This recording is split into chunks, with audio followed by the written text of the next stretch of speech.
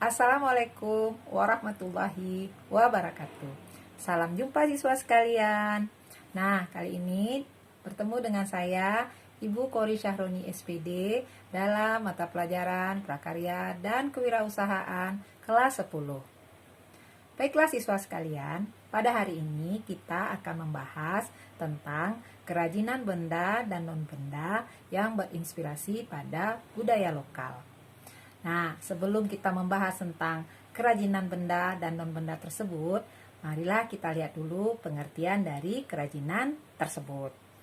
Kerajinan adalah suatu kegiatan seni yang membutuhkan pengetahuan khusus dan lebih mengutamakan keterampilan tangan dalam membuatnya.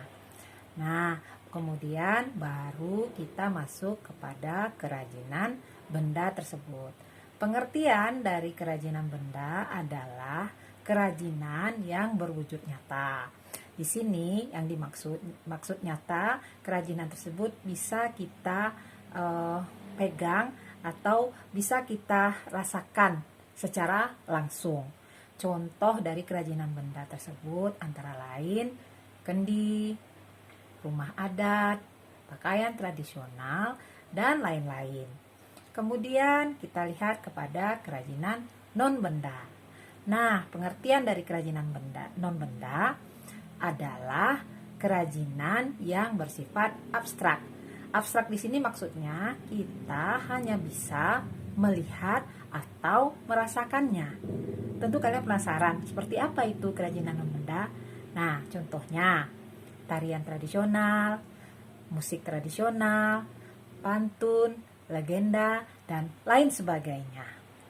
Nah, dari sini tentu kita akan berpikir bagaimana terciptanya sebuah kerajinan tersebut. Nah, untuk menciptakan sebuah kerajinan ada 3 hal yang harus kita perhatikan. Pertama, ide. Ide ini merupakan rancangan dari pikiran atau dari keinginan kita untuk membuat sebuah kerajinan tersebut, baik itu kerajinan benda ataupun kerajinan non-benda. Nah, setelah kita mendapatkan ide atau rancangan dari apa yang akan kita buat, barulah kita masuk kepada tahap kedua, yaitu melakukan aksi.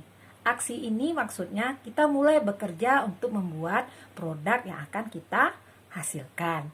Nah, dari pembuatan produk ini, kita juga harus melalui bermacam-macam tahapan. Pertama, menyiapkan alat dan bahan. Kedua, menyusun langkah kerja agar proses pembuatan dari kerajinan yang akan kita hasilkan itu dapat berjalan secara sistematis dan menghasilkan benda kerajinan yang berkualitas. Nah, setelah kita melakukan aksi, barulah nantinya kita masuk pada tahap yang ketiga, yaitu hasil dari tahapan 1 dan 2 yang sudah kita lalui. Nah, pada tahapan ketiga ini, kita akan melalui 2 tahap. Pertama, finishing. Di finishing ini kita akan mempercantik dari hasil produk yang sudah kita lakukan di tahap kedua. Bisa jadi menambahkan ornamen atau aksesoris-aksesoris untuk mempercantik dari benda kerajinan yang kita hasilkan. Nah, setelah finishing selesai, barulah kita masuk pada pengemasan.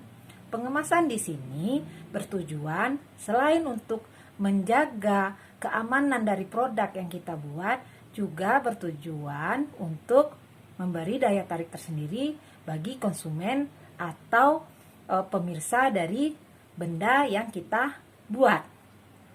Nah, dari materi yang kita sampaikan hari ini, Ibu harap semua siswa sekalian nantinya bisa membuat atau menghasilkan produk-produk kerajinan benda ataupun non-benda yang berinspirasi kepada budaya lokal.